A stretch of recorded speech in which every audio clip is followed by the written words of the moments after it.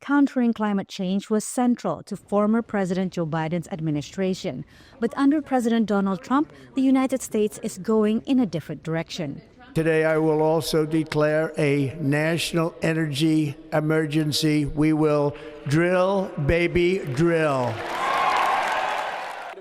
When a president declares a national emergency, he has more executive authority to get things done, including deregulating industries to drill for oil and gas. On Friday, Trump added a geopolitical factor by saying that lowering oil prices is the key to ending the war in Ukraine.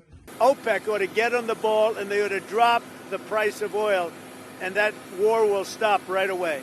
Analysts are skeptical that Trump's demands and policies will significantly impact oil prices. You have to think about things like oil supply being driven by international, demand and other things that are going to be quite separate from a lot of the different kinds of policies that President Trump may be thinking of that could, around the margins, affect oil and gas exploration and extraction. Analysts say low prices would also hurt Trump donors, the American fossil fuel industry.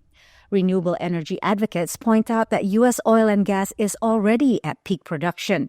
And so if this is an emergency, why aren't we looking at all available resources, particularly the ones that are demonstrating real value on the grid, right? Why aren't we using all tools in the toolbox? Trump, who has repeatedly called climate change a hoax, wants to slam the brakes on efforts to boost U.S. electric vehicles by rolling back tax credits for EV purchases and manufacturing that Congress passed during Biden's term. We will revoke the electric vehicle mandate, saving our auto industry and keeping my sacred pledge to our great American auto workers.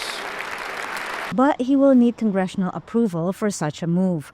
Analysts say it's counterproductive to Trump's own stated goals of competing with China, who is already the world's largest producer of EVs. There's a consensus among the academia that EV is the way to go.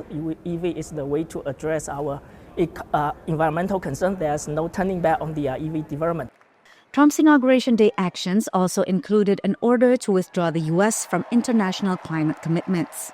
The next item, sir, is a letter that will be transmitted to the United Nations explaining that we are withdrawing from the Paris Climate Treaty. The U.S. is currently producing more oil and gas than any country at any time in history. Meanwhile, even as it keeps much of its fossil fuel production, China is the leading manufacturer of solar panels and wind turbines globally. It is also the planet's biggest climate polluter. Patsy Widakuswara, VOA News, Washington.